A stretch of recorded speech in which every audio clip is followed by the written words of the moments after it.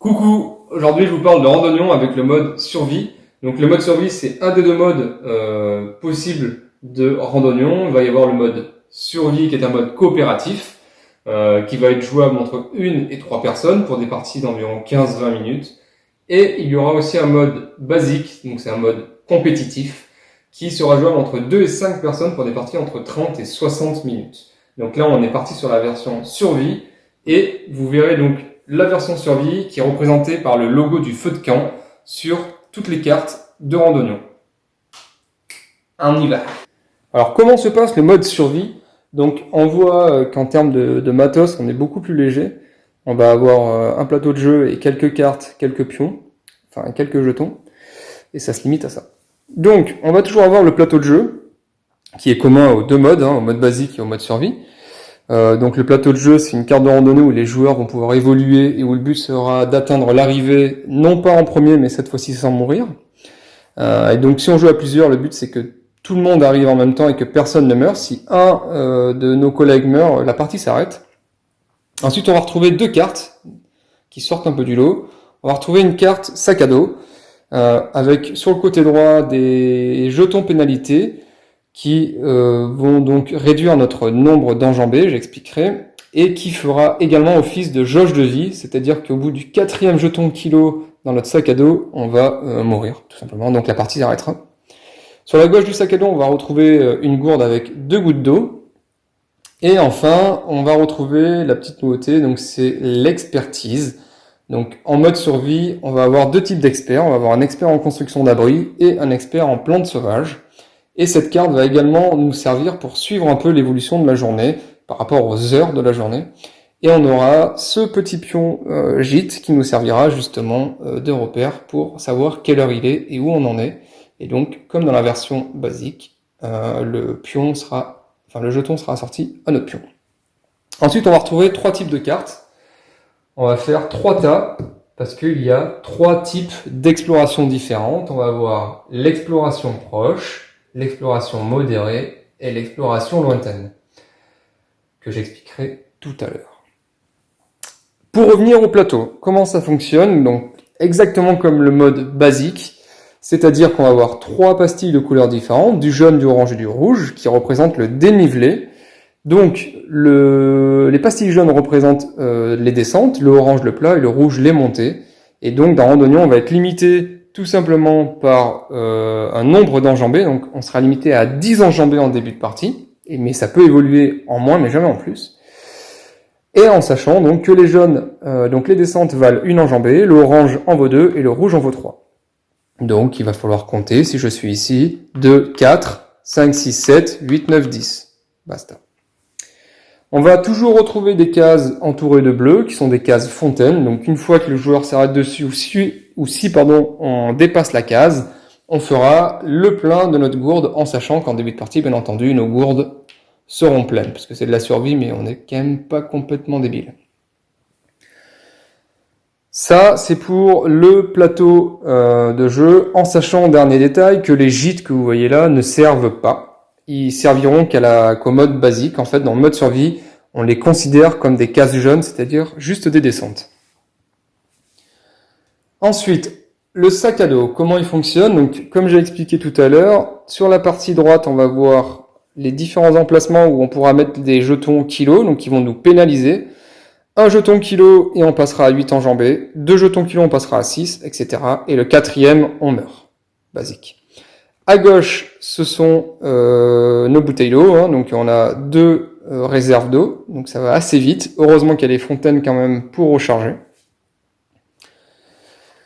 Et on passe à la carte expertise. Donc les experts, on en a deux types. Donc construction d'abri, donc en fait le but c'est de trouver du bois et de pouvoir construire un abri facilement n'importe où. Et expert en plantes sauvages, un peu le même principe, mais on va pas trouver du bois, on va trouver des plantes qui vont nous permettre de nous nourrir en fait, tout simplement.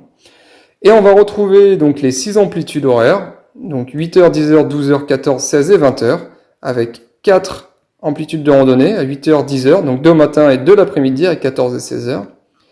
À midi, il sera temps de manger. Pour manger, c'est comme dans le mode basique. Il y a des cartes des plantes qui vont nous servir de simple collation.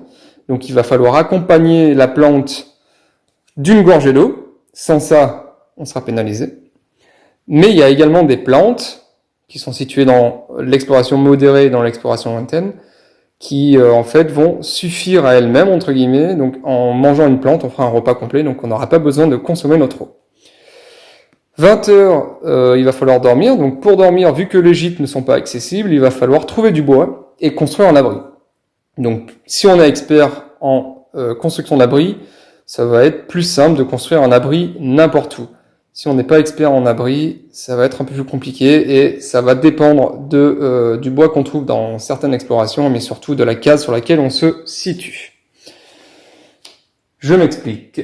Exploration proche, on va justement trouver du bois et tout est marqué sur la carte.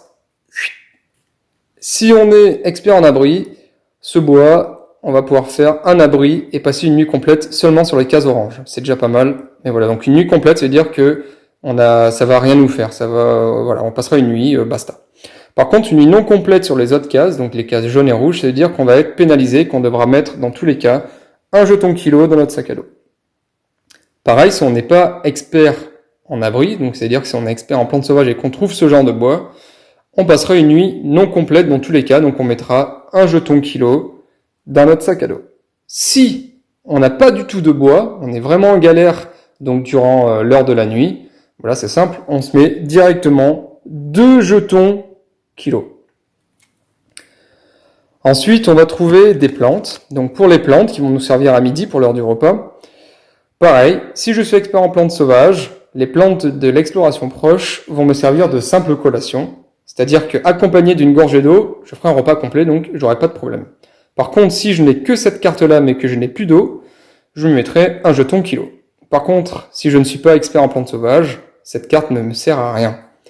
Et comme l'abri, avec le bois, si je n'ai rien à manger, donc je n'ai pas de plantes du tout, à l'heure du midi, je me mettrai directement 2 jetons. C'est-à-dire que je n'aurai pas à manger et donc je n'ai plus à boire.